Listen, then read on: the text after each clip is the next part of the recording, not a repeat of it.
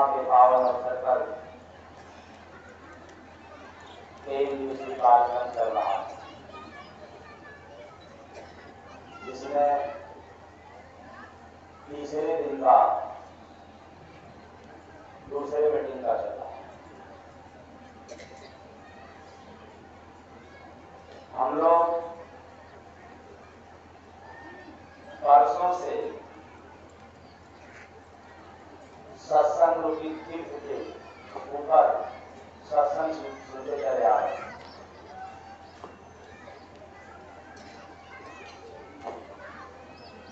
उसी कड़ी को आगे बढ़ाना है। समय भी कम है और आप लोगों का इतना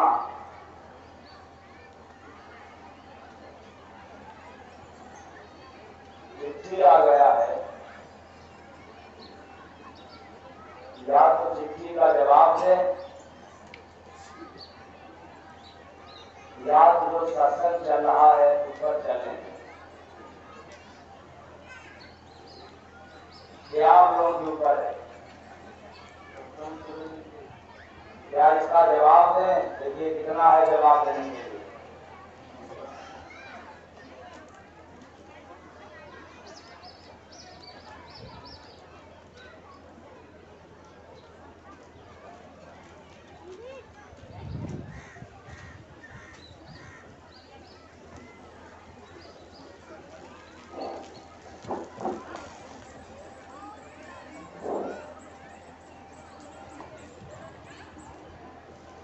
कुछ इसमें ऐसी बातें हैं जो शंका समाधान कर देने वाली है, जो समाज के हित के लिए है। कुछ तो बात केवल मेरे ऊपर पूछा गया है,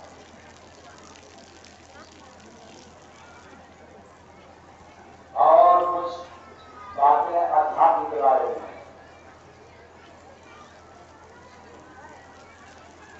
प्रश्नों में दम है नहीं, लेकिन उत्तर में समय लगेगा। इसलिए मेरा विचार है, इसमें से जो मुख्य है, एक दो जो समाज के लिए उत्तर है उसका जवाब दे दें। बाकी जो कड़ी चल रही है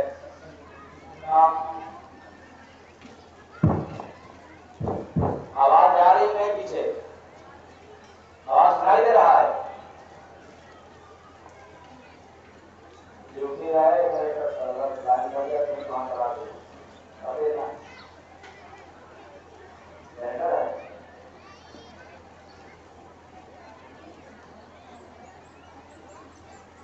तो सबसे पहले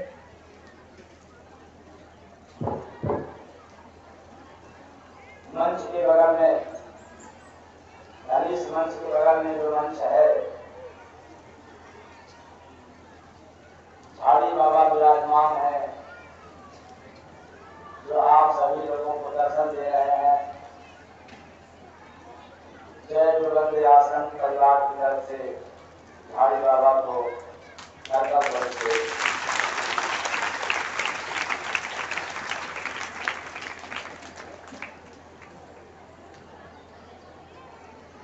और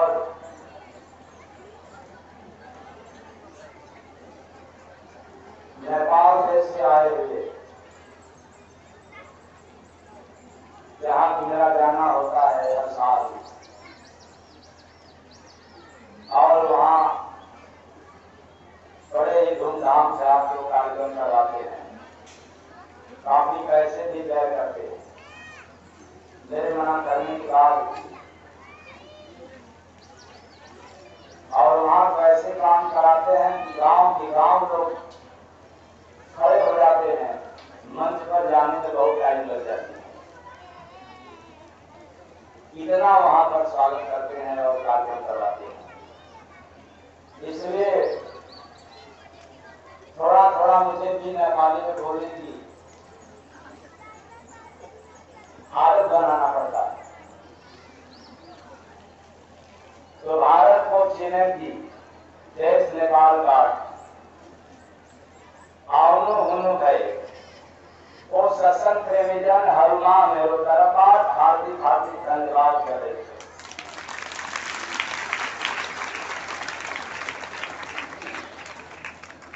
यानी हिंदी भाषा में भारत के पड़ोसी देश नेपाल से आए हुए सत्संग प्रेमी जन का मेरी तरफ से बहुत बहुत धन्यवाद आशीर्वाद।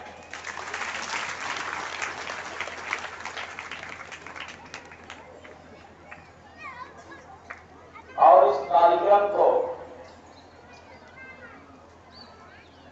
सफल बनाने के लिए प्रशासन की तरफ से आए हुए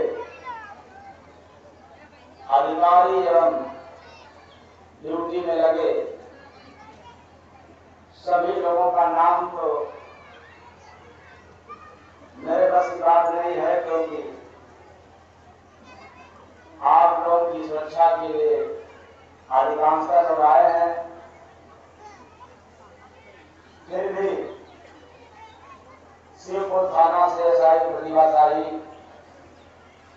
और प्रतिमा कुशवाहा, लोहटा थाना से एसआई देवदत्त तिवारी, विश्वास चौहान और रोहनिया थाना से एसआई शिल्पा सिंह और चौबेपुर थाना से एसआई कुंवर दिलीप सिंह और सुहेल खां थाना मरवाड़ी से, साथ में हेड कांस्टेबल और कांस्टेबल, आप सभी लोगों को जय गुरु वंदे महाराज की तरफ से बहुत बहुत धन्यवाद और आशीर्वाद।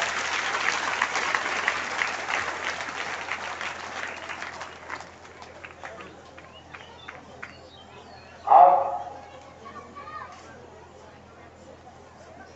कुछ आप लोगों का मानस पीयूष मिश्रा जी आज एक बात बतलाया आप लोगों के बीच में, जो अन्न लेने की बात कहा,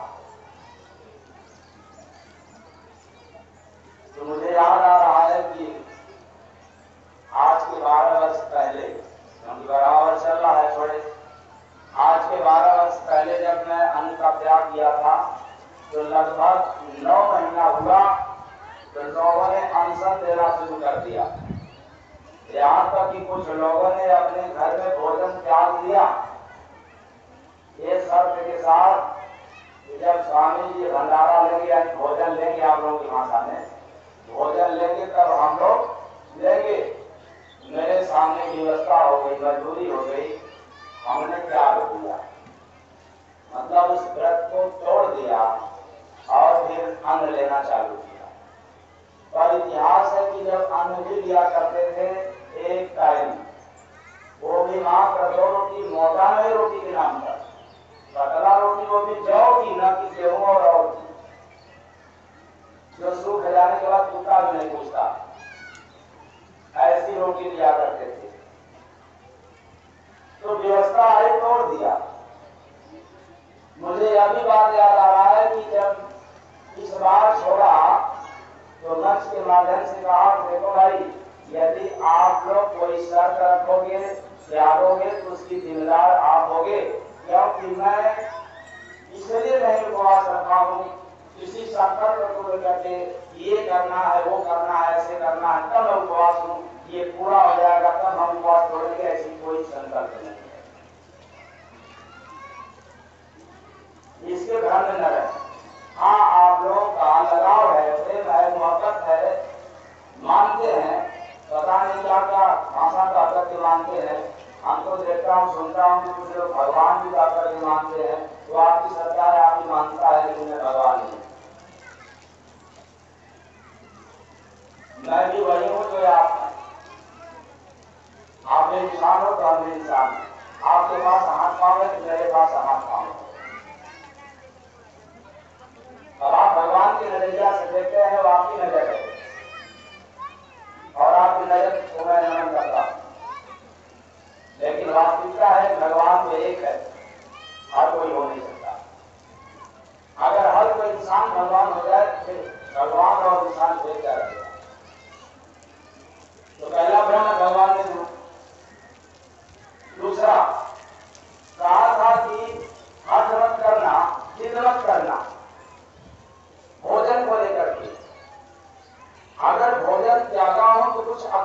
कार्य करने के लिए त्यागा हूं,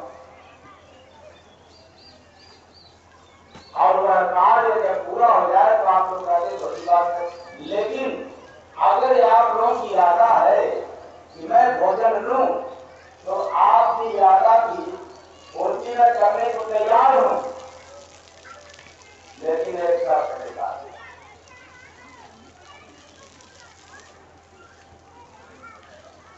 शर्त मंजूर है? अब क्या शर्त मंजूर है? पैसा नहीं मांगे, घर नहीं छोड़वाएंगे, क्योंकि मेरा सिद्धांत नहीं है। पैसे नहीं मांगेंगे, घर नहीं छोड़वाएंगे, लेकिन शर्त है आप बताओ कितने लोग चाहते हो कि मैं भोजन करूं? लेकिन शर्त मंजूर। क्या बात? अगर पैसे ही मांग दो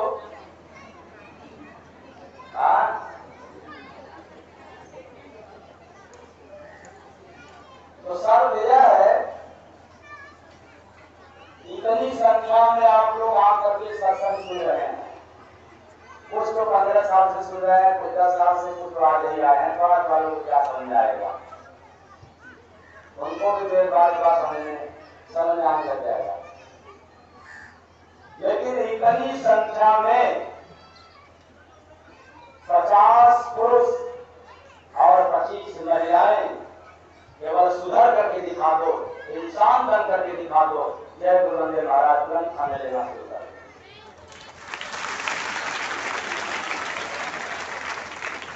कितने आदमी? हमें तो एक आदमी में सुधरा हुआ नहीं मिला। 50 आदमी को सुधर करके दिखा दो और उससे हम बहुत बड़ा काम कर लेंगे। आपको सुविधा भी मिलेगी आश्रम की तरफ से उस काम को करने के लिए। फिर से मैं बता रहा हूं, आपका परिवार भी नहीं बिखरने दूंगा, आपका घर से पैसे भी नहीं लगने दूंगा, लेकिन कम से कम 50 पुरुष, 50 महिलाएं, 25 महिलाएं, और वह भी महिलाओं का घर सहमत हो। अगर घर नहीं सहमत हो तो कम से कम उनका हस्बैंड सहमत। तैयार है तो शब्द को आगे रखें। क्या सुधरना है? अब आपको धर्म की काम के लिए, धर्म की प्रचार के लिए आश्रम की खर्चे से भेजा जाएगा, लेकिन उस शर्त के साथ जब आपको गुस्सा नहीं आएगा। आपके ऊपर कोई सीधा कसी करे, चाहे जाति को लेकर के, सम्मान को लेकर के, अथवा किसी भी तरह का सीधा कसी लोग कसे और आप उसको पी जाओ, आप पर असर न करे। यहाँ तक उसकी शिकायत भी मत करो किसी से, मेरे से भी मत करो, और उसे बोला भी करो। अगर ऐसा सुधर करके दिखाओ तो फिर मैं अन्न लेने को तैयार हूं।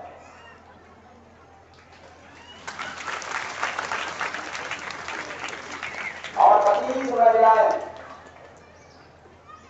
चुगलाई बुराई बंद कर दें, क्योंकि सबसे ज्यादा चुगलाई करने वाली कौन होती है? महिलाएं। महिलाओं को बुरा लगेगा, और खासकर जो नहीं आएगी तो बुरा लगे, इनका इसका नहीं है। सही गाड़ी निकले, इनका इसकी है। महिलाएं सबसे ज्यादा चुगलाई करती, ये रह नहीं सकती बिना चुगलाई। कितना भी बड़ा ज्ञानी हो जाए, चुगलाई तो जरूर करेंगे, और यह वेद प्रमाणित है। एक से जहां दो नारी भरी, जगत चालू है। पुरुषों में तो गनीमत है, वरना देख लो, अगर एक घर में दोनों सगे बहन की शादी हो जाए तो भी वहां अलगाव हो जाए। ये जरूर कभी है, नारी नारी की ही दुश्मन है, पुरुष की नहीं। तो मात्र 25 महिलाएं सुधर जाए, और आप सुधरने में तैयार है तो हम स्वीकार करें, लेकिन लेंगे नहीं। तब जब 25 का लिस्ट आ जाएगा, आप लोग देगा नहीं, आपको जाकर के बताओ। 25 महिलाएं जिस दिन पूरा हो जाए और 50 पुरुष जिस दिन पूरा हो जाएंगे, उस दिन अन्न ले लेंगे, वरना जब हमारे गुरु महाराज का मिलेगा आदेश, उस दिन हम यहाँ कर लेंगे।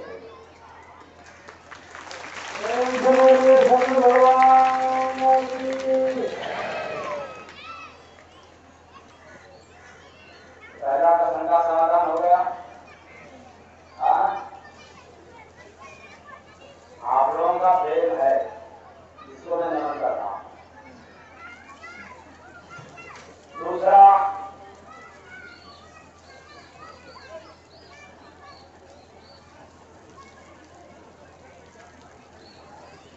नाम तो नहीं बताएंगे, बड़ा अच्छी तरह से लिखे हैं। सभी निवेदन है कि भला भला हमारे गुरु भाई एवं गुरुवानों की संख्या अधिकतर गरीब है, अमीरों की संख्या कम है। गरीब लोग आश्रम में सभी कार्यक्रम उपस्थित करते हैं, अमीर लोग आते हैं और चले जाते हैं। आप सभी शिष्यों के घर बिना खर्च मांगे जाने की बात है। आप खर्च मांगेंगे तो समाज की बदनामी होगी और गरीब शिष्यों के साथ अन्याय होगा। अतः उपरोक्त सलाह पर विचार करने की विशेष कृपा की जाए। आपका महापुरुष अल्लाह। कोई बात नहीं, मैं आप लोगों से पूछना चाहता हूँ, बहुत अच्छी बात है। आज तक किस व्यक्ति से पैसा मांगा हो, मेरा वो हाथ उठाए।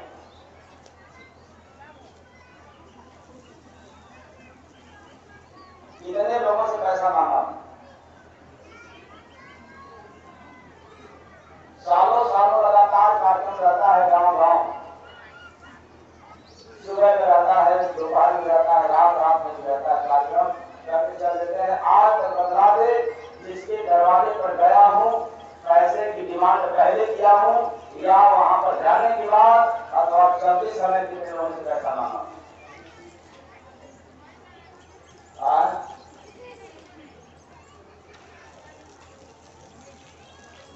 तो भाई ऐसा मत करना, कितने लोगों से पैसा मांगा?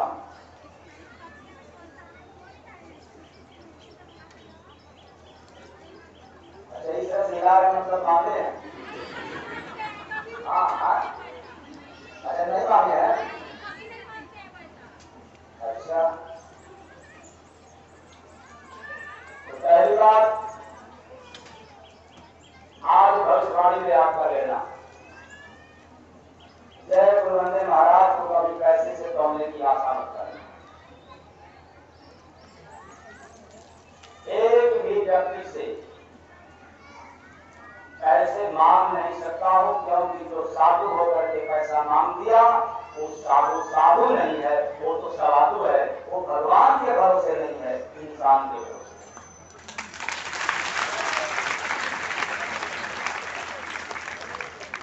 किसके भरोसे?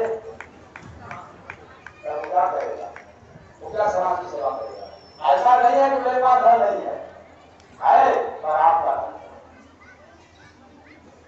आप लोग देते हो। जब आप प्रेम करते हो, श्रद्धा करते हो, दिल में जगह देते हो, तो फिर मांगे आप दिया करते हो। और जिस दिन पैसा मांगना चालू कर दूं, उस दिन यदि मैं बुलाऊं तो मत आना। और बिना मांगे पैसे यदि आपको आश्रम से लाभ मिले तो मेरे भगाने पर मत आओ।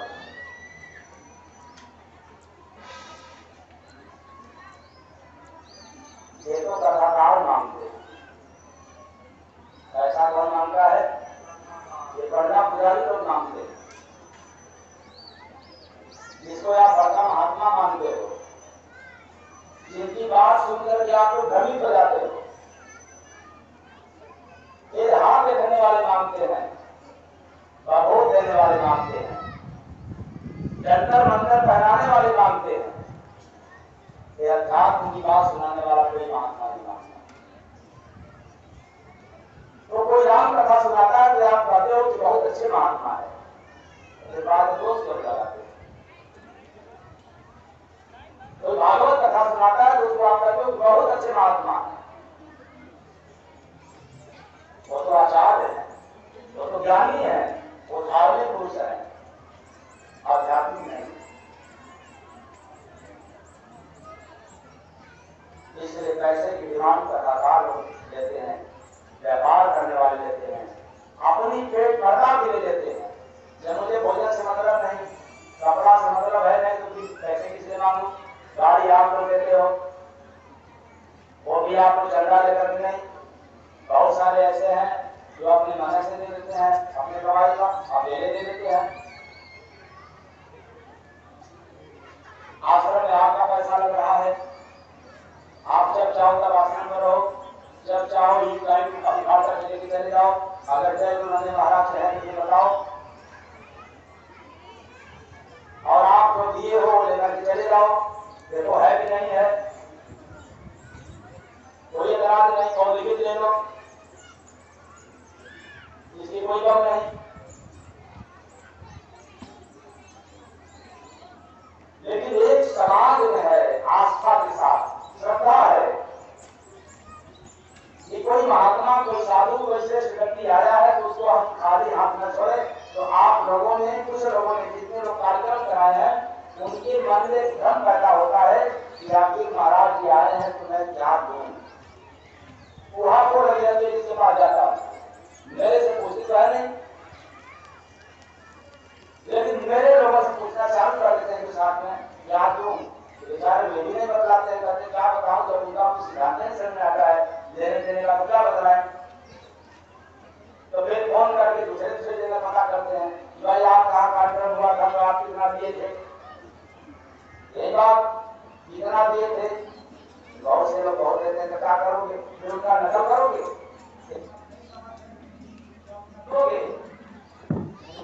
इसलिए नकल मत करना किसी का। कौन कितना चढ़ावा दे रहा है उसका नकल करोगे तो फिर धोखा पा जाओगे। आप लोगों को रास्ता बताते रहो, खुले मन से बता रहा हूं। जब आप कार्यक्रम कराने के लिए टाइम मांगते हो, तुरंत तो मिलता नहीं, किसी का 8 महीना बाद, किसी का 9 महीना बाद, किसी का 6 महीना बाद, तुरंत तो मिलता नहीं। अब आपकी आस्था के ऊपर है, मुझे देना न देना आपकी आस्था के ऊपर है, किसी से मत पूछना। पूछोगे आप तो सिखाओगे, क्योंकि मेरे तरफ से एक भी पैसे की डिमांड नहीं है। जिस गाड़ी से चलता हूं उस गाड़ी में डीजल खत्म हो जाए तो भी नहीं मांगता हूं। इस लाइन में आने से पहले मैंने संकल्प किया था।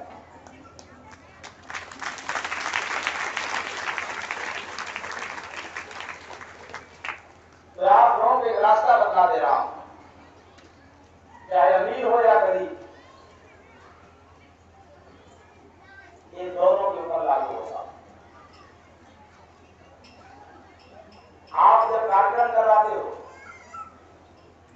पैसे लगवाते हैं कि नहीं, पैसे लगाते हैं, ठीक, टेंट वाले को कितना देते हैं पैसा आप लोग,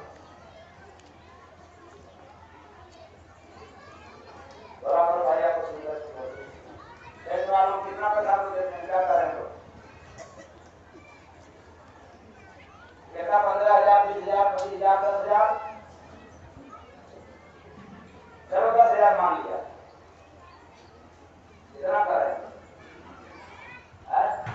50,000, 50,000 तो बढ़ता ही काटने से नमाज पा लिया, दोनों करवाते हैं 10,000, अरे चलो हम 20,000 रुपया मान लिया जाए कि उससे ऊपर मान लेते हैं, लेकिन 20,000 मान लिया जाए, टेंट वाला लेता है। पुण्य के काम के लिए जब आप अपने घर पे टेंट वाले को लाते हो तो 20,000 रुपया लेता है। बाजा वाला कितना लेता है, लोकल बाजा से बोल नहीं पाता हुआ हो जाएगा, कोई बढ़िया बाजा चाहता है, क्योंकि बिंदास बोलने वाले हैं, बिना पढ़े लिखे का ज्ञान बोलने वाला है, पढ़ना तो पता नहीं, लट्टू विद्या बोले तो बाजा कितना चार्ज देते हो भाई, बता दो बढ़िया बाजा कितना चार्ज देते हो, एक दिन का 5,000, 5,000, बाजा वाला कितना लेता है 5,000, टेंट वाला 20,000 रुपया लेकर गया, वो कहाँ खर्च करेगा, अपने पेट के लिए। बाजा वाला 5,000 रुपया लेकर के जाएगा, कहाँ खर्च करेगा, अपने पेट के लिए। अब जो मिस्त्री लाओगे, कारीगर यानी हलवाई, जो भंडारा बनाने वाला, वो कितना लेगा, 10,000। अगर वो पैसा पाएगा तो कहाँ लेकर के जाएगा, पर्दा के लिए तो 5,000 बाजा वाला, 20,000 टेंट वाला और 10,000 खाना वाला लिया। अब जितना लिया ये सबसे नहीं मतलब अलग अलग डिपार्ट वाले लिए। अब जिसके माध्यम से इतना पुण्य का काम, धर्म का काम हो रहा है, अगर उसका अस्तर आप एक बाजा के समान मानना तो बाजा वाला दे देना, टेंट वाले का अस्तर समझना तो टेंट जैसा दे देना, हलवाई जैसा समझना तो हलवाई जैसा पैसा दे देना, अगर वो भी न समझना तो 1 रुपया भी न देना।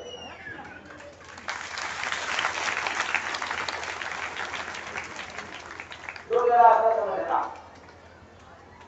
जितना समझ लेना, अगर सबसे ज्यादा समझना तो नहीं समझ लेना। रख गया,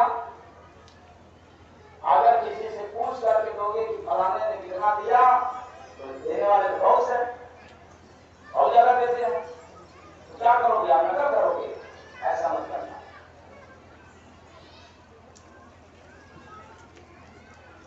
और मैं गरीबों को सलाह देना चाहता हूं इस लेटर के अनुसार, चिट्ठी के अनुसार, जब आप गरीब हो तो आपको ये कार्यक्रम कराने की कोई आवश्यकता नहीं है। आप मेरे पास आते रहो, जाते रहो, आपको कार्यक्रम करवाने जैसा आप लाभ जरूर देंगे।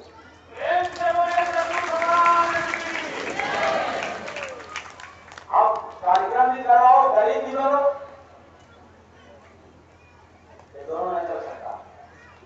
आप गरीब बनो, 1 रुपया खर्च करो, आते रहो, अगर आपको लाभ न मिले तो फिर यहां से निकल जाना, दूर हो जाना, बुलाने पर ही मत आना। आए हो पहले बात लेना, यहां क्या लाभ मिलता है। तीसरा मैं अपनी तरफ से बोल रहा हूं, श्रद्धा में लोग अंधा हो जाते हैं, खासतौर से महिलाएं, यह श्रद्धावान होती है, इसलिए सबसे ज्यादा धोखा खाती है महिलाएं श्रद्धा में। इनके बेटा के ऊपर, बेटी के ऊपर, पति के ऊपर घर में कोई आंच ना आने पाए, इसलिए बाबा जी को ऐसा उठा करना है कि हमारा घर परिवार सही है, चाहे घरे बदले में शक्ति के पापा की मूर्ति पर रकम जो है बर्बाद हो जाए। ऐसा तो कमाना नहीं है इसके नाम पर। और बाबा लोग मेरे जैसे बाबा दुकान खोल करके बैठे हैं, जब जाओगे तो कहेंगे हाँ यार सरदादी प्रदान कर रहा है, उपाय बताएंगे लेकिन वो खत्म नहीं होगा, जब खत्म हुआ 7.5 वर्ष में होगा, और आपका पैसा जरूर खत्म कर देंगे। इसलिए श्रद्धा में अंधा हो जाते हैं लोग। मुझे खुद महसूस होता है कि जब मैं गाड़ी शुरू करता हूं, मंच पे जाना है या किसी कार्यक्रम के लिए जाना है या कहीं और जाना है, तो श्रद्धा में इतनी अंधा आप लोग हो जाते हो कि गाड़ी से उतरते ही आप लोग मेरे सामने लेट जाते हैं।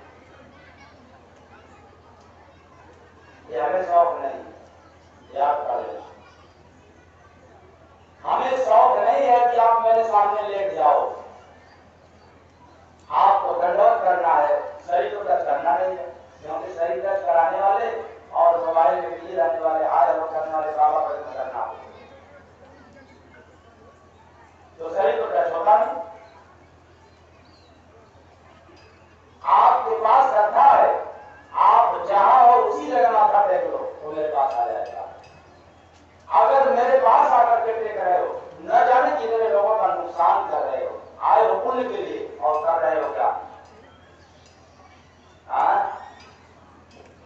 बाधक कर रहे हो। इसलिए ऐसी श्रद्धा नहीं चाहिए जिसमें अंधापन हो। इसलिए तो हम लोग परेशान है। अब कोई एक बात निकल जाए तो बाबा बड़े अच्छा है, बस चल दिया। एक कोई बाबा आ जाए, जिंदगी भर रात मसल दे या टिड्डी मसल दे और मीठा मीठा हो जाए तो फिर उस बाबा के पीछे दौड़ना चालू कर दिया। अब आपको जो पता नहीं है, लेकिन उस बाबा में इतना तब दम है कि एक रात केवल जो है, चिट्ठी का रात को मसल देने से मीठा बना दे रहा है, तो क्यों नहीं पूरे रात को मसल दे? क्या हो जाए?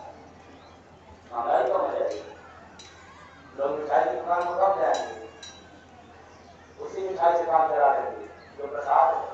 क्योंकि मीठा की दुकान पे जाओगे तो मीठा खाओगे ना पानी पिलोगे, और वही मिठाई अगर थोड़ा सा प्रसाद के रूप में मिलेगा तो भी खा लोगे, पानी पी लोगे और संतुष्ट भी हो जाओगे, पेट नहीं भरे संतुष्ट हो जाओगे।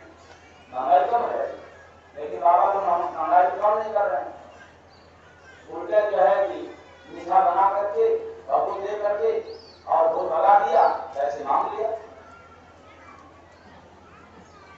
तो इसलिए श्रद्धा में इस कदर अंधा न हो जाए कि आप जहां मर्जी कहां श्रद्धा के नाम पर लेट जाओ, गिर जाओ। और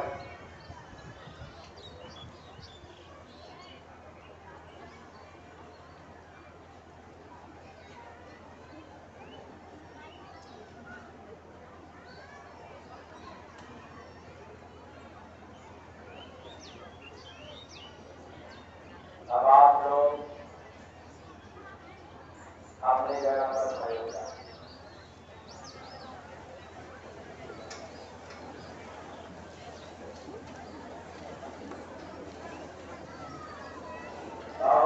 दोनों हाथ की दुनिया आपस में घूम चले और यही को खाते हुए हथेली ऊपर हल्का सा गर्दन नीचे, वापस दूसरी बार ये रहो, देखो बैलेंस बनता है, इस बैलेंस हो, एक आगे निकला इस बैलेंस, वापस तीसरी बार वापस, अब बैठ जाए आप, अभी जरूर बाबा बने।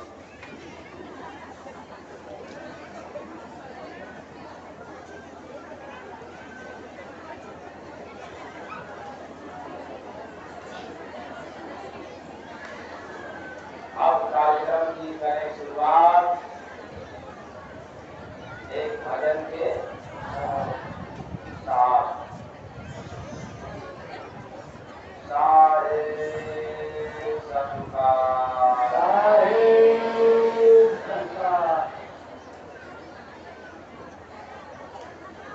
सतगुरु सत्यवनाम सत्संग सुनार के अलग जगार के नाम, सतगुरु सत्यवनाम सत्संग सुनार के अलग जगार के नाम। कहते सतगुरु जी सरदार बंदे चल साचे दरबार, कहते सतगुरु जी सरदार बंदे चल साचे दरबार। जीव के राह दिखावे बंसी के बाजार के अलग जगार के नाम। जीव के राह दिखावे बंसी के बाजार के अलग जगार के नाम। दुनिया चंद दिनों का मेला बिगड़ी तो हर एक दिन खेला। दुनिया चंद दिनों का मेला बिगड़ी तो हर एक दिन खेला। तो बदुआ का करवा तुम पीछे से पछतार गए अलग जगार के नाम। बदुआ का करवा तुम पीछे से पछतार गए अलग जगार के नाम। जब से उलझा पोथी पकड़ा तब से बिगड़े तुम्हारा जतरा। जब से उलझा पोथी पकड़ा तब से बिगड़ी तोहरो जतरा। काम न आए हैं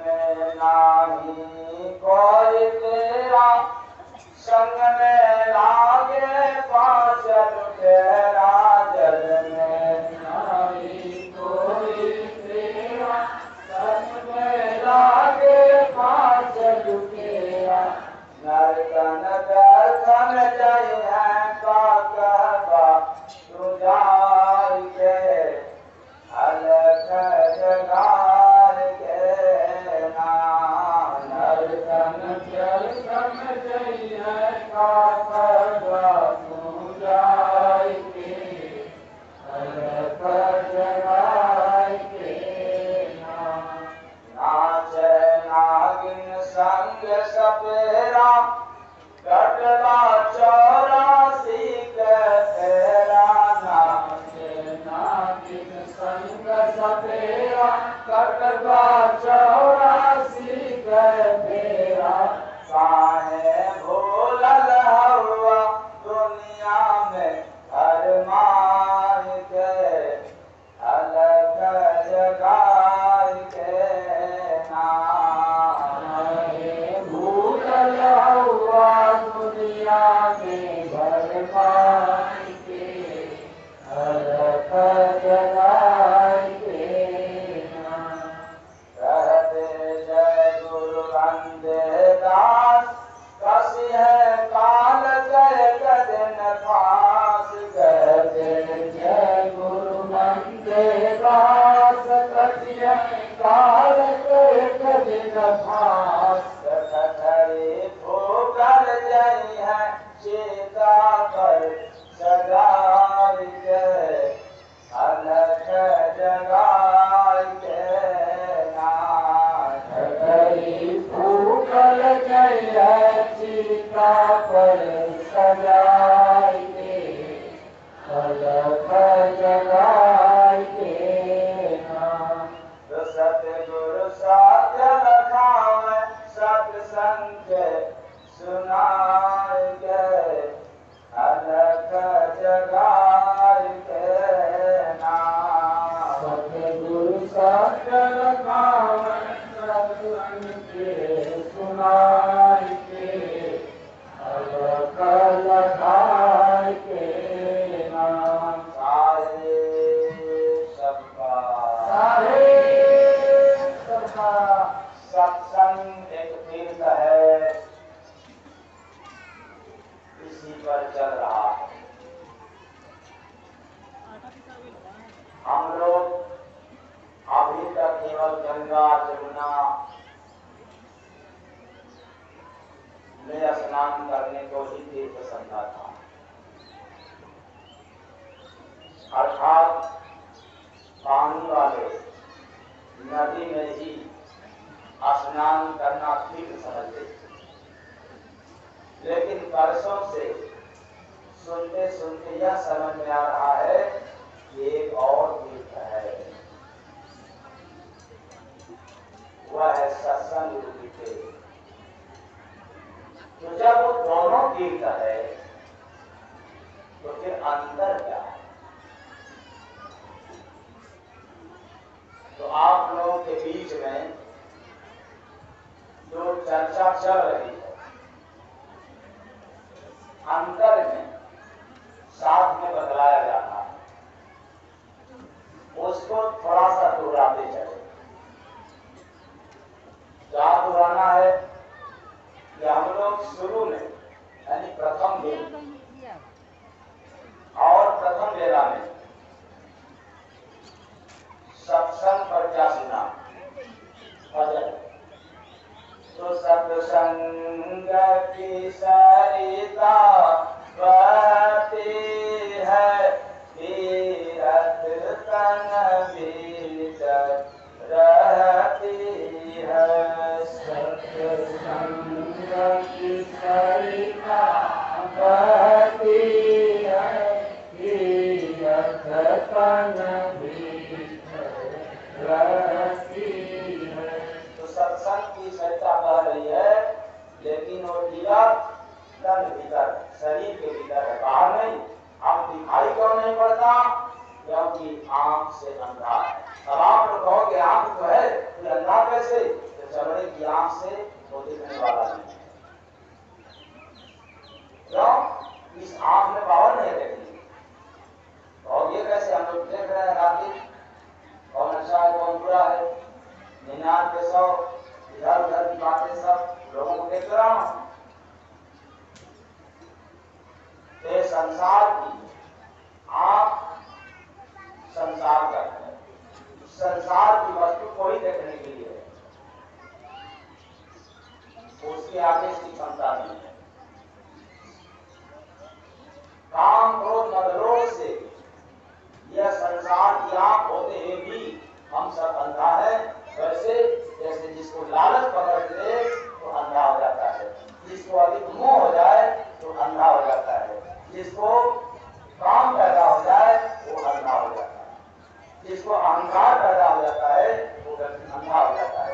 आंख के रहते कुसंग के कारण अंधा हो जाता है। तो लगा संग में तेरे कुसंग, ये दूसरे में लिखा है पहले भी, लगा संग में तेरे कुसंग बिना सत्संग किए।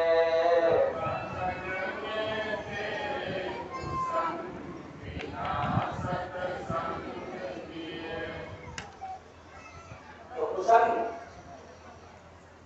का प्रभाव हो गया सत्संग के अभाव में। तो कुसंग क्या है? बीड़ी सूटी सिगरेट तंबाकू पान और नशा, और आधुनिकता में और है नशा बढ़ गया है, वो है पास्ता है, चाउमीन है, कुरकुरे है, बर्गर है, ये सब नशा। तो हम ये जो लोग खा लेते हैं बार बार मांगते हैं, ये नशा है, ये बाहरी नशा है, इसको आप छोड़ सकते हो, लेकिन भीतरी नशा है जो काम है, क्रोध है, इच्छा है, जलन है, डर है, इसको बड़े बड़े ज्ञानी लोग नहीं छोड़ सकते। यहाँ तक ज्ञानियों की बात छोड़ दो, अरे साधु महात्मा लोग भी नहीं छोड़ पाते। जाओ उनके पास ना, वो गुस्सा में हो जाते। गुस्सा क्या है? क्रोध किसको आता है? ज्ञानियों को, मूर्खों को। मूर्खों को। आप लोग क्या, अगर आज से ज्ञानी समझना तो गुस्सा क्या कर देना, और ऐसा गुस्सा करना कि किसी का नुकसान मत करना, यानी मारना पीटना मत। गुस्सा है तो इतना समझाओ कि फिर वो साधु हो जाए। ज्ञान वो कम है, और मारना भी तो केवल चमक धमक। लेकिन गुस्से में तो हम लोग आपात हो जाते हैं। जैसे ही क्रोध आता है हम लोग के पास जो बोध होता है समाप्त हो जाता है, इसलिए कुसंग है। और प्रथम दिन का रात वाला जो सत्संग था उसका भजन क्या था? सत्संग में गोता लगावा हो भाई, सत्संग में गोता लगावा, सत्संग में गोता लगावा हो भाई, सत्संग में गोता लगावा। अब दूसरे दिन यानी कल सुबह के बेला में आप लोगों को भजन सुनने को मिला। सत्संग है तीरथ सूरत का, कोई भेद न जाने सतगुरु बिन। सत्संग है तीरथ सूरत का, कोई भेद न जाने सतगुरु बिन। अब यहाँ पर कुछ राज खुला। जिस नदी में जाकर के हम उसको तीर्थ समझते थे, उसमें गोता कौन लगाता था? उसमें तो शरीर स्नान करता, और यह पाप शरीर के ऊपर नहीं है, ये कष्ट शरीर को नहीं मिलता, यह रोग शरीर को नहीं परेशान करता। और आप लोग कहोगे कि वाह, अगर घुटना में दर्द है, घुटना तो दे है ना, सही बात। घुटना शरीर है, घुटना में दर्द हो या गर्दन में दर्द हो, चाहे कमर में दर्द हो रहा हो या साटिका के माध्यम से, तो आप लोग कहते हो कि ये शरीर में दर्द है और मैं कह रहा हूं कि शरीर में दर्द नहीं है।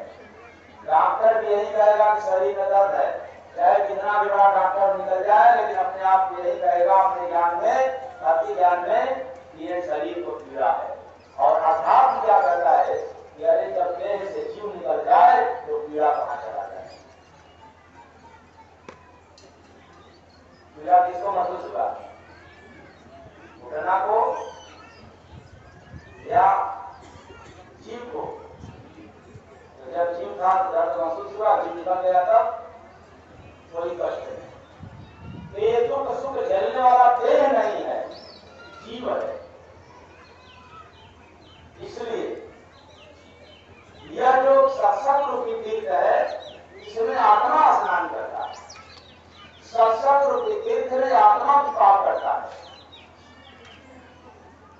आप चाहे हाथ के द्वारा करो, कोई शरीर के द्वारा पाप करो, लेकिन भुगतना तो शरीर को है, मुर्दा को कि जिंदा को। यदि मुर्दा समाप्त हो जाएगा, लेकिन जन्मों जन्म तक पीछा करता रहेगा पाप आत्मा के संग। अब वो आत्मा चाहे मुर्गा के तन में जाए, चाहे बकरी के तन में जाए, या हाथी के तन में, चाहे बैल के तन में, अथवा किसी के तन में जाए, सजा तो वहां मिलेगी आत्मा को। जैसे यहाँ पर बहुत से लोगों को कष्ट है गरीबी के कारण, घरा अमीर तो नहीं हो रहे, ज्ञान भी है उनके पास, लेकिन फिर भी गरीब है। किस कारण? अच्छा काम तो किया, पढ़ाई बढ़िया किया, बेईमानी नहीं किया, गरीब क्यों हो?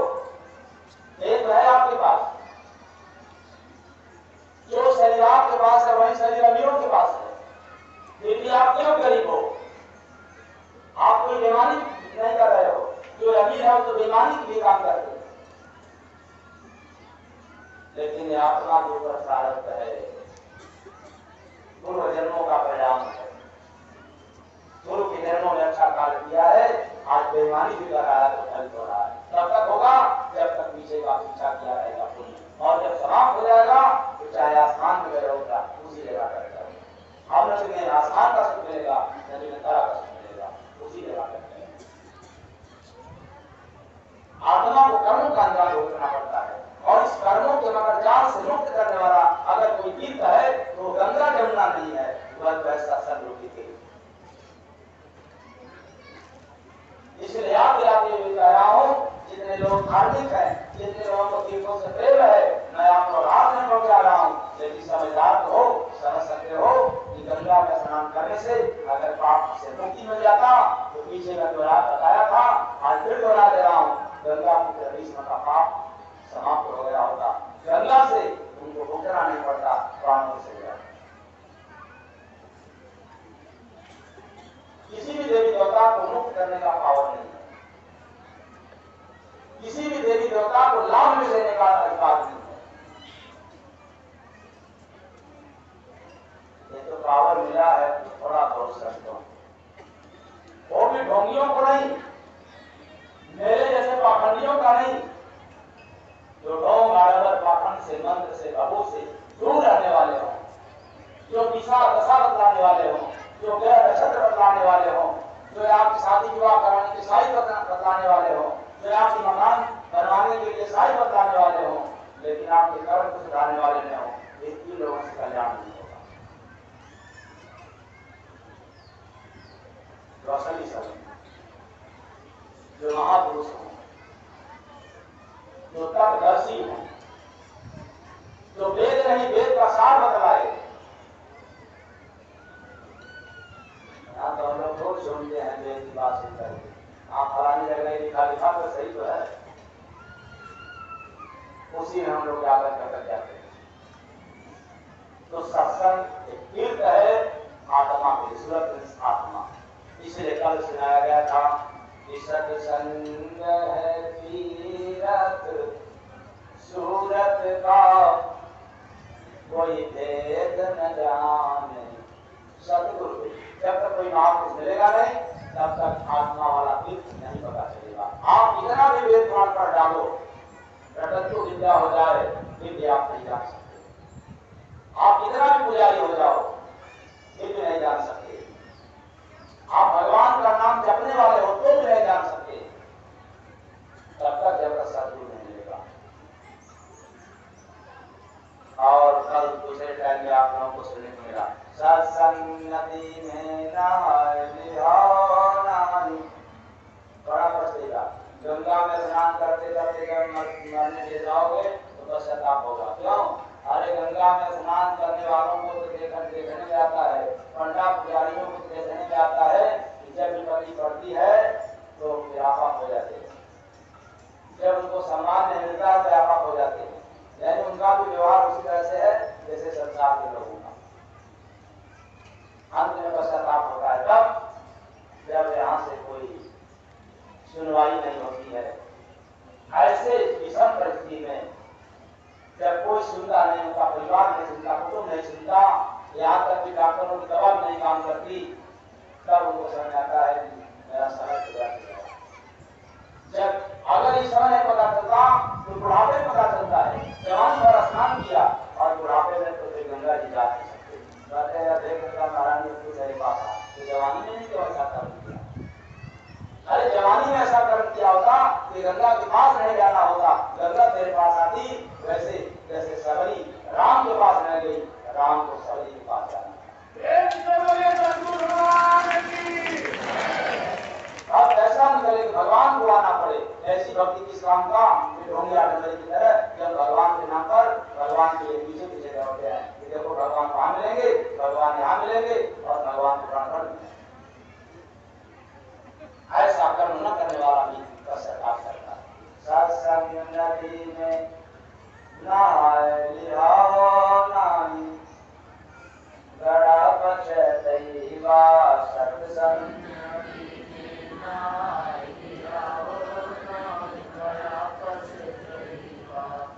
और कल आखिरी में यानी रात में सुनाया गया था सत्संग पर। सत्संग है संगम नहाया करो मन का सब मैल बहाया करो। अरे वो जो सत्संग रूपी तीर्थ है उसमें तो मन भी पवित्र हो जाता है।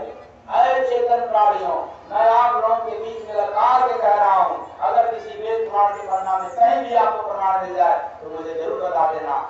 गंगा में जाओगे स्नान करने के लिए तो तेरा प्रेम गोता लगाएगा, मन तो लगाता ही नहीं तो फिर पवित्र कैसे होगा?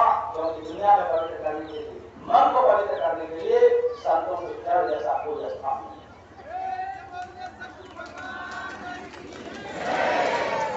आपको अगर संतों के नाम से एलर्जी है तो आपका मन काल का दूत है, वो कभी नहीं पवित्र हो सकता। चाहे आप लाख पूजा हो, लोग पुजारी बन लो, चाहे लाख पूजा बन लो, फिर मन पवित्र नहीं हो सकता। और मन पवित्र होता है तो शास्त्र प्रमाण है, हनुमान चालीसा पढ़ करके देख लो।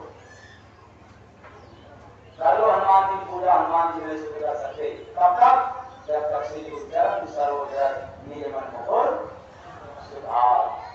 मन कहां से रहेगा? श्री गुरु चरण सरोज रज। अगर गुरु की पूजा हटा दो और हनुमान जी की पूजा कर लो तो आशीर्वाद मिल जाएगा हनुमान जी का। तो आगे चौपाई जय जय जय हनुमान गोसाई कृपा करो दुर्गा की।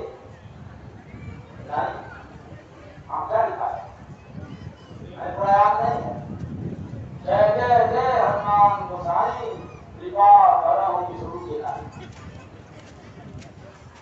अरे क्या लिखा है? बात बताओ, उसमें क्या लिखा? लिखा हुआ बता रहा हूं कि कोई अपने बना करके बता रहा हूं। लेकिन ढोंगी पाखंडी लोग क्या कहते हैं? हनुमान जी की पूजा करो, बहुत ज्यादा भाग जाएगा। अरे जरा विचार और शास्त्रीय प्रमाण है, हनुमान जी की पूजा कर लोगे तो भी आशीर्वाद नहीं देंगे, उस होने पर तब आपको आशीर्वाद देंगे जब आपके जीवन में कोई संसद हो जाए। पहले उन गुरु की चर्चा कर लेना।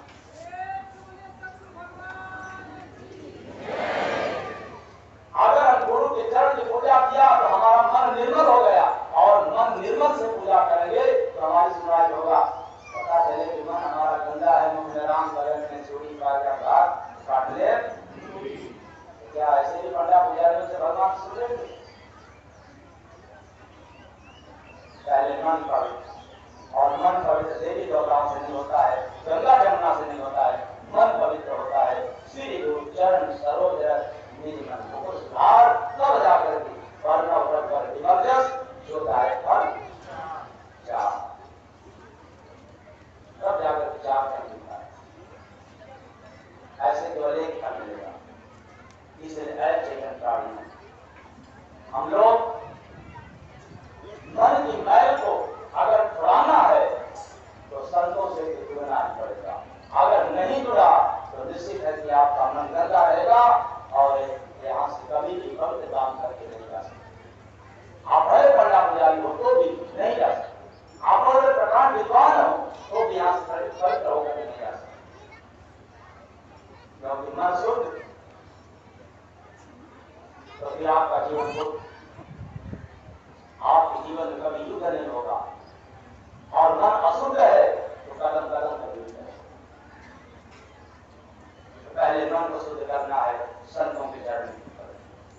तो सत्संग है संगम, नहाया करो मन का सब मैल। और आज सुबह में आखिरी दिन क्या मिला? सत्संग की महिमा अपार हो, हम कैसे बखाने। सत्संग की महिमा अपार हो, अब सत्संग की महिमा अपार हो हम कैसे बखाने। थोड़ा सा मानस की चौपाई हमने आप लोगों के बीच में रखा था और समय समाप्त हो गया था, तो कहा था कि इसके बाद बदलाएंगे, उसी का थोड़ा सा राज बदला करके फिर आगे का बढ़ा। तो क्या चौपाई सुनाया था? बाल राम किशोर यादव कह दिन कोई सत्संगत महिमा नहीं होई, अमर जन कल में काला आकाश होई फिर बबहू मराला। ये सत्संग की महिमा है, इसलिए आश्चर्य करने की आवश्यकता नहीं है। अब जरा विचार करो, आप गंगा जी में गए स्नान करने के लिए तो आपको तत्काल फल मिलेगा कि नहीं मिलेगा, ये संदेह है। आज स्नान किया तो आज मिलेगा कि कब मिलेगा, कि कब मिलेगा या कितने दिन बाद मिलेगा, इसका कोई उम्मीद नहीं है, कोई भरोसा नहीं है। लेकिन बार गोस्वामी बाबा सत्संग के विषय में तो यहां तक लिख दिया कि तत्काल फल मिल जाता है। मतलब आज गोता लगाया तो आज और अभी आपको फल मिल जाता है।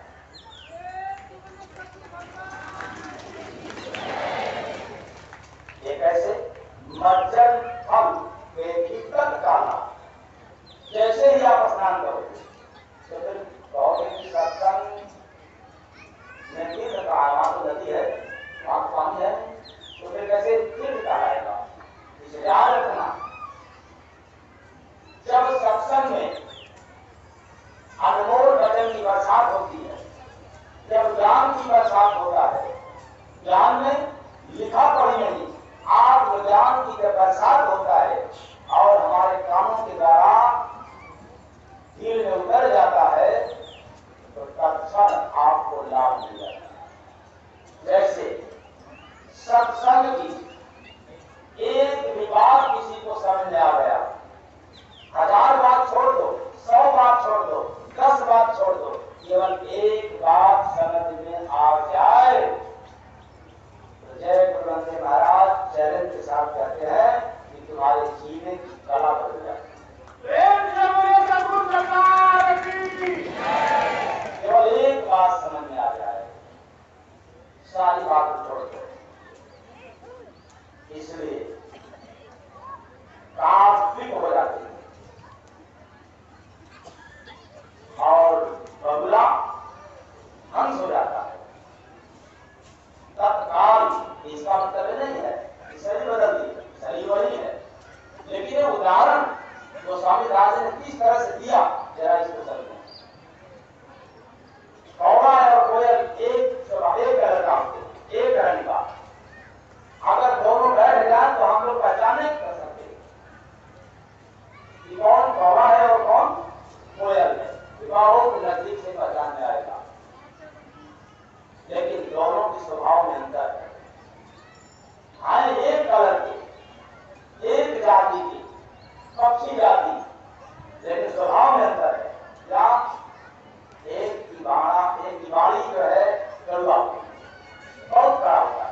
अगर वो आपके मकान पर बैठ करके बोले तो भी आपको अच्छा नहीं लगेगा। लगता है आपको डिस्टर्बेंस समझ आता है कि अच्छा लगता है? बुरा लगता है। और कोयल दूर से भी आवाज दे तो डिस्टर्ब अच्छा किसका लगता है? कोयल की कि कौवा की? तो आप लोग कौन सा भाषा बोलते हो, कौवा वाला या कोयल वाला?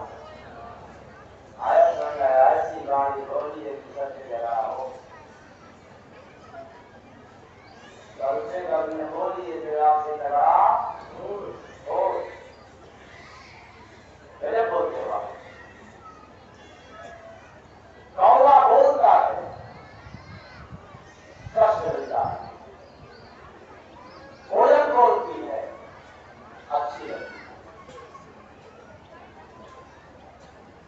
तो कोयल जैसी भाषा, कोयल जैसी विचार कौवे के पास भी हो जाता है। इसलिए गोस्वामी दास ने लिखा कि अगर एक भी बात समझ में आ जाए तो तत्काल आपका जीवन बदल जाता है।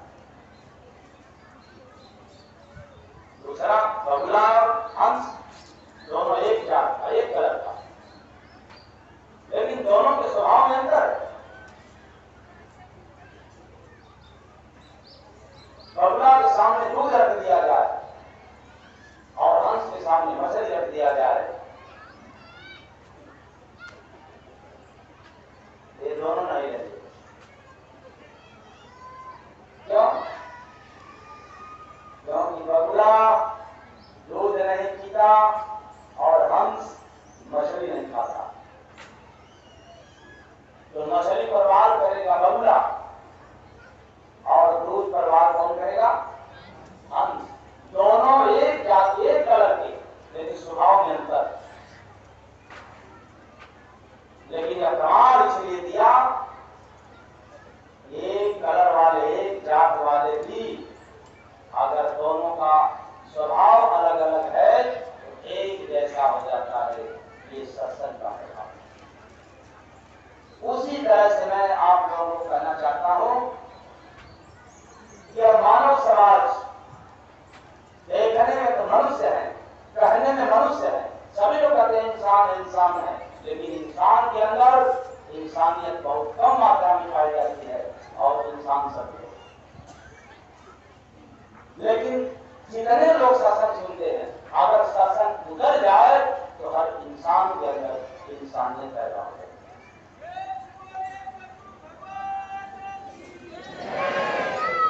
इसलिए दुष्ट शिष्ट हो जाते हैं, कटुभाषी मृदुभाषी हो जाता है।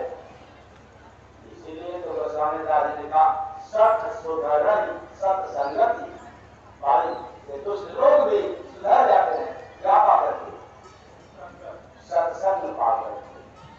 यानी सत्संग रूपी जो तीर्थ है, इसमें शरीर के रहते जीते जागते ही चारों फल की प्राप्त हो जाती है। ऐसा मानस में गोस्वामी दास ने कहा, यह चार फल असतल सार समान दया। जीते जी शरीर के रहते, और आप लोग एक पुराण का अध्ययन करते जाते हो कि हाँ फलाने जी मर गए, स्वर्गवासी हो गए। तो जीते जी स्वर्ग में पहुंचे नहीं, मरने के बाद लगे मंत्र जाप करके पहुंचाने, पीला पंडा पूजे करके लगे पहुंचाने, कहाँ? स्वर्ग में। देखो कितना हम लोग अंधविश्वास में जीवन यापन करते हैं। पहले तो कोई मरता है तो उसको डायरेक्ट हम लोग स्वर्गवासी बना देते हैं। चिट्ठी में डाल देते हो फलाने जी का स्वर्गवासी हो गए,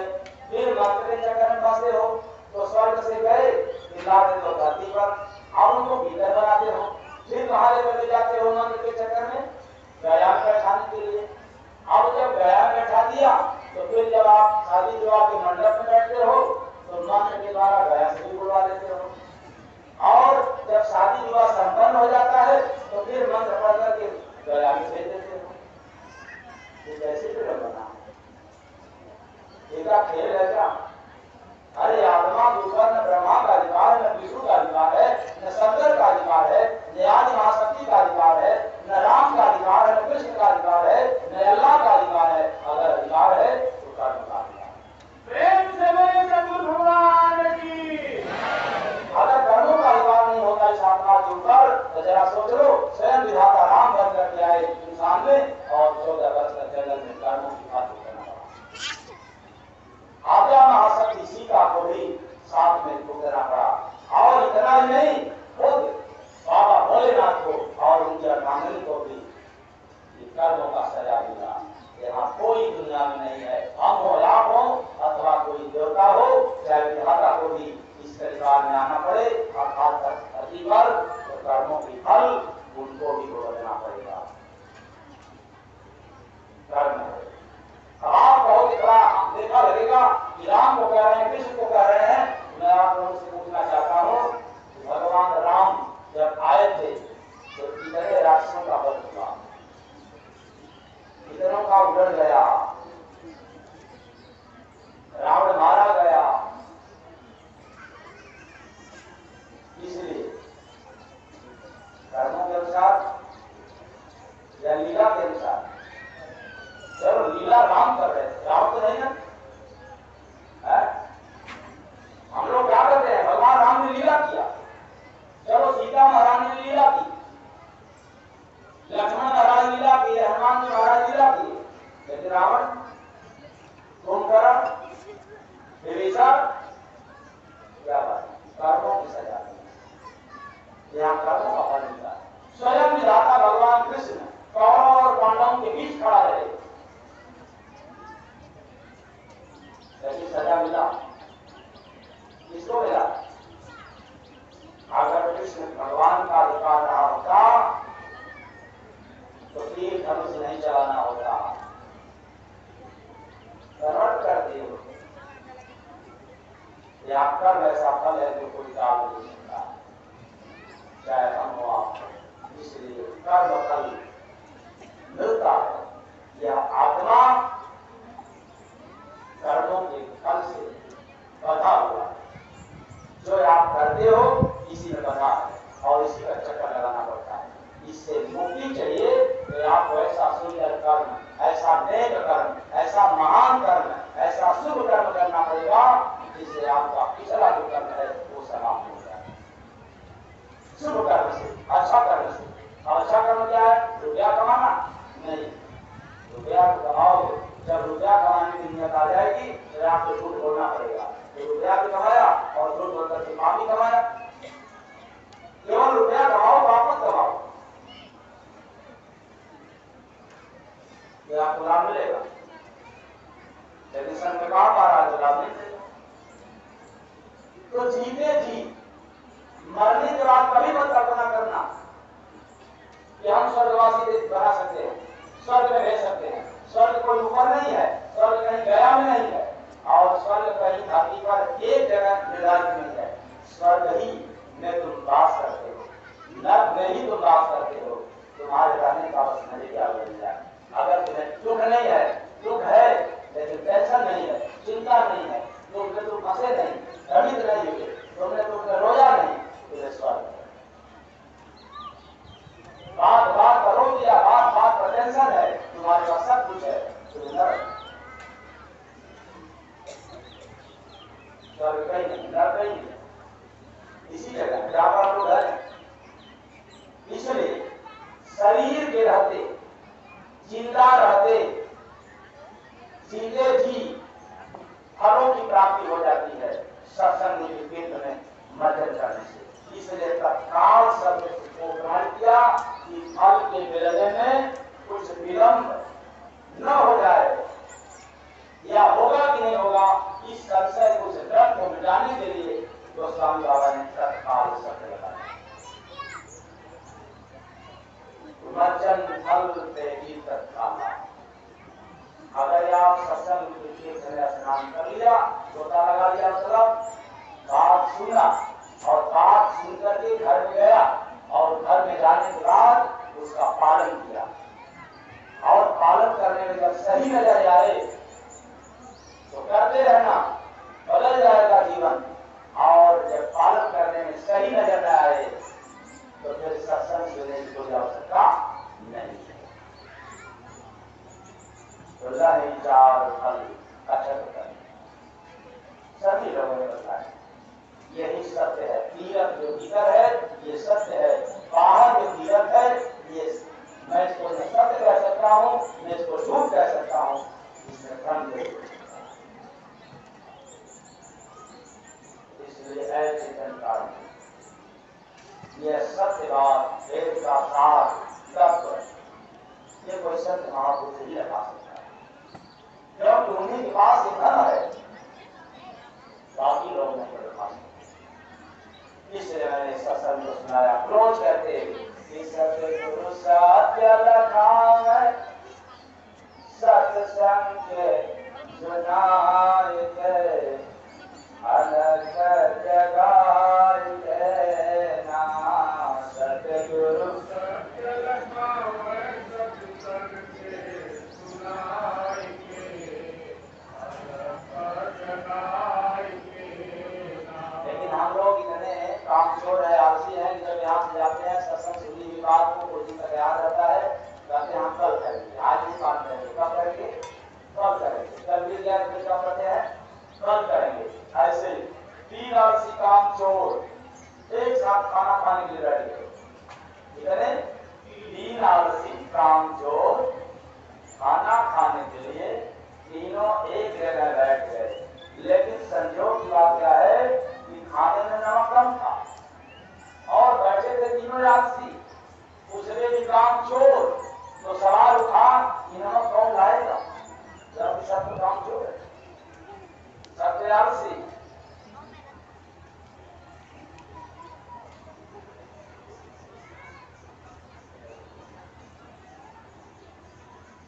तो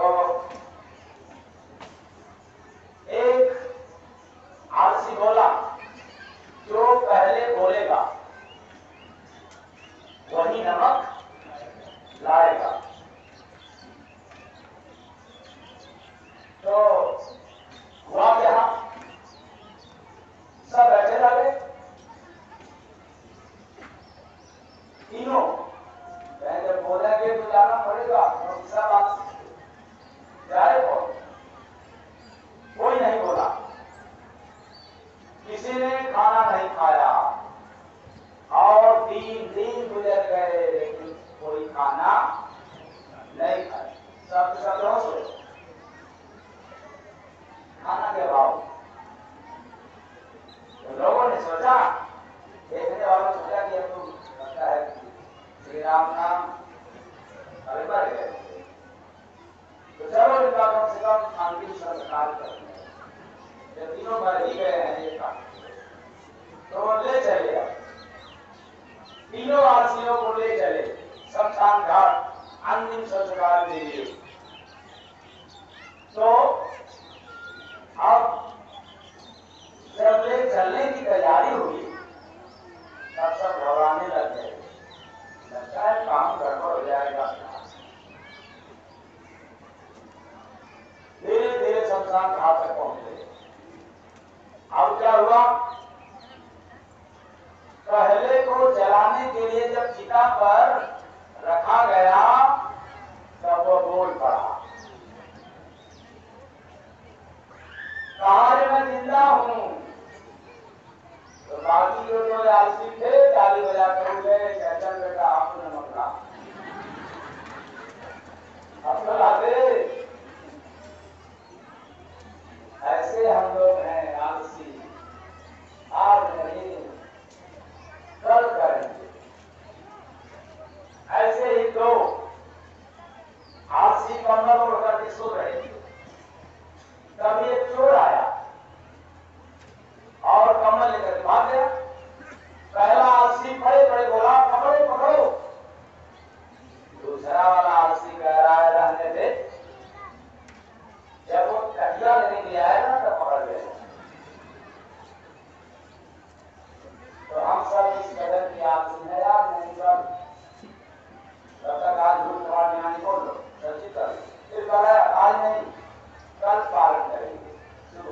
देरी नहीं करना चाहिए, सुनते ही इसको अमल करके देखना चाहिए, ये फलदायी है कि नुकसानदायी है। तो मैं आप लोगों को थोड़ी सी उल्टी बात में करने चल रहा हूं। काशी में साधो संगम कोई नहाय, काशी में साधो संगम कोई नहाय, काशी में साधो संगम कोई नहाय। मेरे फरिश्ता मारत गोता पाता मुक्ति जनाय, काशी में साधो संगम कोई नहाय, काशी में साधो संगम कोई नहाय, गंगा जमुना बहत शारदा। गंगा जमुना बहत अरे आप लोगों को थोड़ी बड़ी बात है, ये तो इलाहाबाद में, लेकिन यहाँ काशी की बात हो रही है काशी में। अब आप शबरी की नजर से देखोगे तो नहीं मिलेगा, पर मैं अभी दिखाऊंगा आपको, बताऊंगा बताऊंगा। हो क्या? गंगा जमुना बहत शारदा, गंगा जमुना बहत शारदा। पिया मर्दन हटाया खुदा, पिया सुमर्दन हटाया खुदा। होता तीर्थ सावन में वो जाता शेष कटाए, काशी में साधो संगम कोई नहाय, काशी में साधो संगम कोई नहाय। ऐसा तीर्थ मिलत खजाना। ऐसा तीर्थ मिलत खजाना। और हम लाची रोडों में स्नान करेंगे जहाँ सजाने के लिए, यही बात है ना। तो ऐसा तीर्थ मिलत खजाना, ऐसा तीर्थ मिलत खजाना। लिया गया कर बनत जलाना। हम उसकी हम नहीं करेंगे, क्यों? जलाना बन जाना पड़ेगा। चलो इसकी ना करे तो कोई बात नहीं, लेकिन पुरुष तो कहेगा कि ऐसा तीर्थ पहुंच जाया करने के लिए लिया गया कर बनत जलाना। लिया जुआ कर बनत जलाना। झोली भरता दौलत पाके देता घोट बहार, काशी में साधो संगम कोई नहाय, काशी में साधो संगम कोई नहाय। बाजा बजता लगत सुहाना, बाजा बजता लगत सुहाना। सुना जो पर्दा हटत पुराना। सुना जो आग लगा के बर्फ जमाता, आग लगा के बर्फ जमाता, छारी रेत चखार, काशी में साधो संगम कोई नहाय, काशी में साधो संगम कोई नहाय। जय गुरु बंदे बात है उल्टा, जय गुरु बंदे बात है उल्टा। सुना जो समझा राम से लिपटा, सुना जो समझा राम से लिपटा। बिना बुझाए पद जो बुझे लूंगा गुरु बनाए। क्या बात? बिना बुझाए पद जो बुझे लूंगा गुरु बनाए, काशी में साधो संगम कोई नहाय, काशी में संगम कोई नहाय। तो ऐसा संगम केवल काशी में है। कल आप प्रसंग सुना संगम की बात, तो इस तरह का संगम केवल काशी में है, इसलिए कल मैं भाषा नहीं बोला। आज नहीं बताएंगे, थोड़ा सा समय पर। ऐसा संगम न प्रयाग में है, न मथुरा में है, न अयोध्या में है, न हरिद्वार में है। अगर यह संगम है तो केवल काशी में। लेकिन काशी के नाम पर है काशीवासियों, बनारस में समझ लेना, फिर धोखा खा जाओगे। मैंने कहा काशी में है, बनारस में नहीं। वो काशी है कौन? काया रूपी काशी। यह शरीर ही क्या है? काशी। संगम में मध्यम रूपी स्नान करता है, जिसमें शौक, संत और सूरत तीनों एक हो जाते हैं। शौक और सूरत, संत एक हो जाते हैं। कहाँ? त्रिमुखी में। संगम, संगम का मतलब ये होता है कि दो या दो से अधिक पदार्थों का, जगहों का मिलन को संगम करते हैं। तो आपके शरीर में परमात्मा के द्वारा संगम रचा हुआ है। वो कहा? त्रिमुखी में। जहाँ दीपा, चंदन और विद्या लगाई जाती है, उसी स्थान पे संगम होता है। पिंगला नाड़ी, पिंगला नाड़ी और सुषुम्ना नाड़ी, गंगा नदी, यमुना नदी और सरस्वती नदी, दाहिने से, बाएं से और सुषुम्ना बीच से यानी मध्य से निकल करके टेढ़ी नाड़ी होती है, त्रिमुखी ला करके मिलन करते हैं, इसे त्रिमुखी करते हैं, संगम करते हैं। इसी जगह मिलन है। इसलिए काशी में साधो संगम कोई नहाय, काशी में साधो संगम कोई नहाय। अब यहाँ नहाओगे तो मुक्ति पाओगे। इस शरीर में प्राण के माध्यम से किसी संत कबीर के कृपा से जब आप ऊर्जा उठती है और त्रिमुखी में आकर के मिलन करती है, संगम होता है, तब जाकर के मुक्ति होता है। तो मिले फरिश्ता मारत गोता पाता मुक्ति जनाय, उसका अनुभव होता है। कोई कपोल का नहीं, कोई कहानी नहीं है कि आपको लिखा हुआ मिलेगा, ये तो अनुभव का। आप ही करो, आपको मिलेगा। जिसने किया उसको मिला, जो नहीं किया उसको नहीं मिला। तो गंगा जमुना शारदा,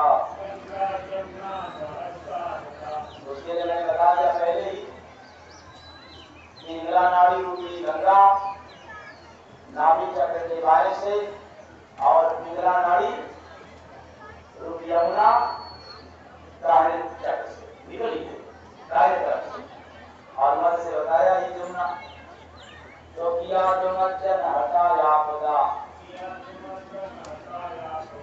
हाँ, ये चल करके जितना भी विपत्ति है आपके जीवन की, वह मुक्त हो जाता है, दूर हो जाता है। लेकिन तब जब होता तीर्थ सामन में हो जाता शीश कटाए, काशी में साधो संगम कोई नहाय, काशी में साधो संगम कोई नहाय। तो साधना रूपी सावन में होता ही है। ध्यान रूपी दिया, अहंकार रूपी शीश को लोग चढ़ा देते हैं, अहंकारी व्यक्ति भी चढ़ा देता है किसी संत सदगुरु के चरण में। संतों के पास तो खजाना है, ऐसा तीरथ मिलत खजाना। क्या है खजाना? किसके पास? कौन वाला खजाना? गांधी साहब 9900, वो खजाना है जिसको दुनिया की कोई भी खजाना तुलना नहीं कर सकता। और कौन है कैसा खजाना, जब उसके बारे में जान लें। तो सतगुरु के पास खजाना है, किसके पास? सतगुरु के पास खजाना है, ये मानो चाहे मत मानो। सतगुरु के पास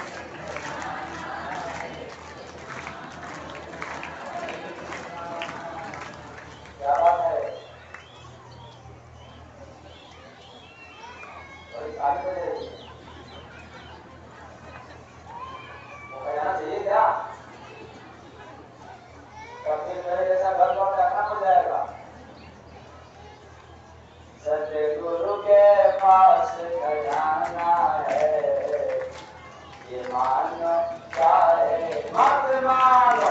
सतगुरु के पास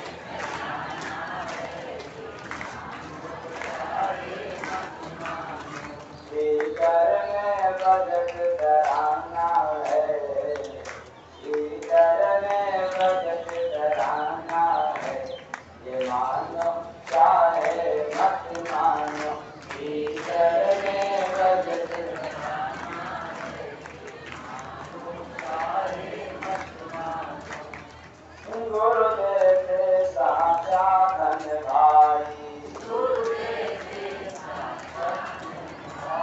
अरे वो गुरु धन देते हैं जिसको कोई बेटा बेटी चुरा नहीं सकता, संसार का एक भी व्यक्ति को चुरा नहीं सकता।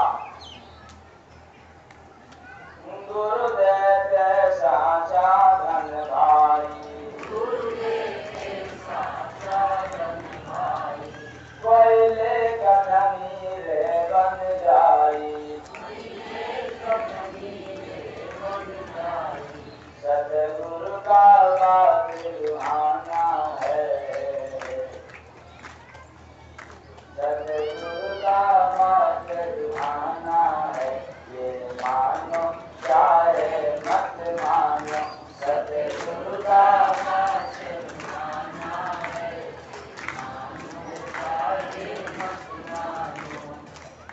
शब्द का मोती बांट रहे, पाकर सत्संग में हंस कहे, गुरुदास सदा धनवाना है, गुरुदास सदा गुरु का दास, प्रभु का भक्त, गुरुदास सदा धनवाना है। ये मानो चाहे मत मानो, गुरुदास सदा धनवाना है, मानो चाहे मत मानो। गुरु समना कोई दाता है, गुरु समना कोई दाता है, भक्ति से पता लग जाता है, भक्ति से पता लग जाता है। सतगुरु बिना भव खाना, सतगुरु बिना भव खाना, सतगुरु बिना भव खाना है। ये मानो चाहे मत मानो, सतगुरु बिना भव खाना है, मानो चाहे मत मानो। अरे वो चाहे ब्रह्मा विष्णु रहे, साचा महाशक्ति की पुजारी क्यों न हो, अगर उसके जीवन में कोई सदगुरु नहीं है तो सतगुरु बिना भव खाना है। ये मानो चाहे मत मानो, सतगुरु बिना भव खाना है,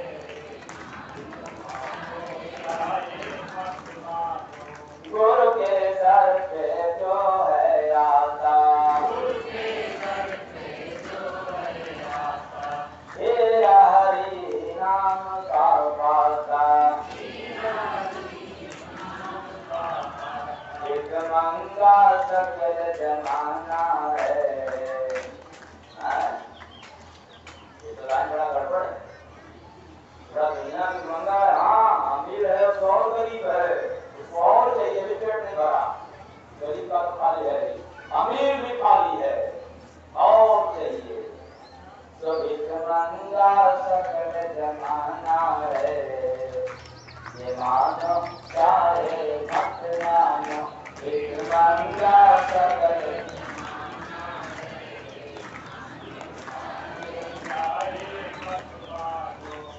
जय गुरु बंदे खुद को जानो, जय गुरु बंदे खुद को जानो, सब बात गुरु का सच मानो, सब बात गुरु का सच मानो।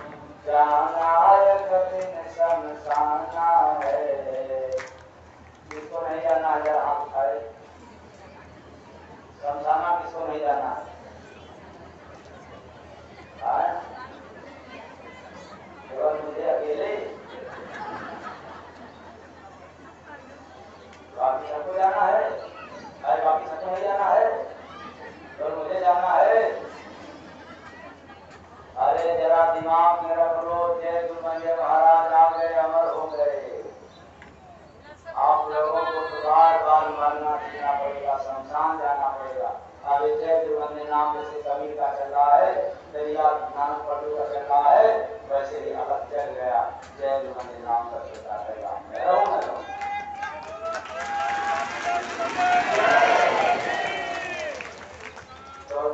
मरना है एक दिन शमशाना है, ये मानो चाहे मत मानो।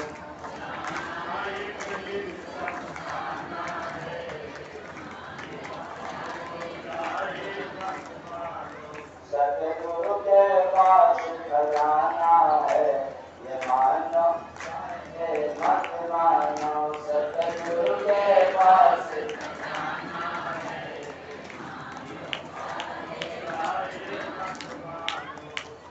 तो कहने का मतलब इस संसार का जो जाना है, इस संसार का जो मनुष्य जीवन का सार है, यदि यह पाना है तो केवल संत सदगुरु की शरण मिलता है। इसलिए सदगुरु सत्य लखावे सत्संग सुनार के अलग जगार के नाम। सतगुरु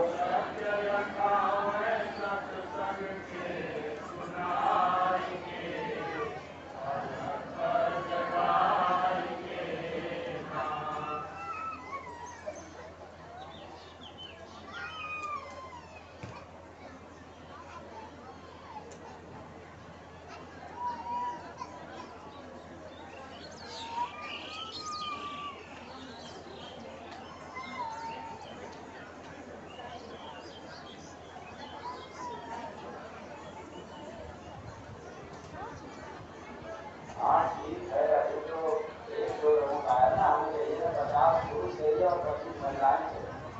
हम संचित करना चालू कर दिया, कोई बात नहीं। और स्त्रियों के लिए पति का अधिकार, पति की बात भी हमें समझ में है।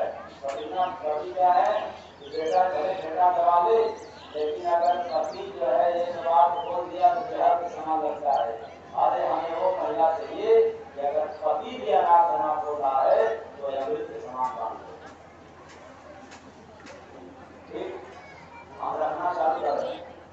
जब चर्चा पूरा हो जाएगा तो हम चालू करेंगे। वैसे भी चालू करना है, कभी मिलेगा। ये बात नहीं है कि हमें नहीं लेना है, हमें लेना है। ये तो ढंग से निकाल देना, लेकिन कितने बरस बाद लेना है? 3 दिन नहीं है, महीना में नहीं, अभी कितने बरस, अब उस बरस को तोड़ना है तो आशा को पूरा करना हो जाएगा।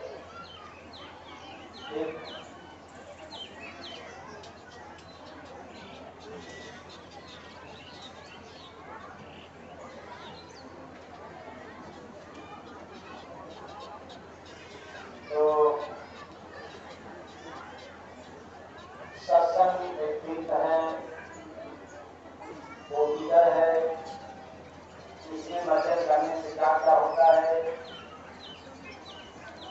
कल से लेकर के आज तक अंतर में आप 10 बताया। अभी आप बहुत अंतर सुनने को मिलेगा। जब इसके बाद पहले प्रसंग चलेगा तो फिर उसके आगे का भेद आप सुना सकते। आप लोग अपना समय निकाल करके आए हैं सत्संग उन्मुखी खड़े गोला लगाने के लिए।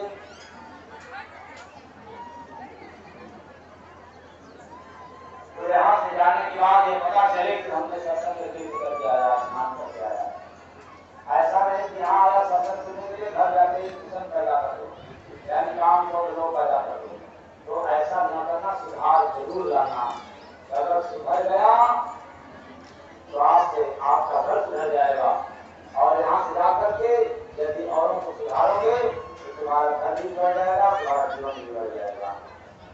बस आज इतना ही। समय अभाव में या यूँ कहा जाए कि सत्संग के विषय में वचन कभी पूरा नहीं हो सकता। आगे भी आपको सुनाएंगे, ये पूरा नहीं हो पाएगा, अधूरा रहेगा। और मुझे तो ऐसा आभास होता है कि जीवन पर्यंत सुनाया गया तो पूरा नहीं होगा, क्योंकि मुझे पता है 1 महीना लगातार सत्संग सुना करके देखा है सत्संग पर, तो बढ़ता जा रहा था, बढ़ता गया, कम नहीं हुआ। तो अभी यही उम्मीद है जब इतना पसंद चलेगा तो बढ़ता जाएगा।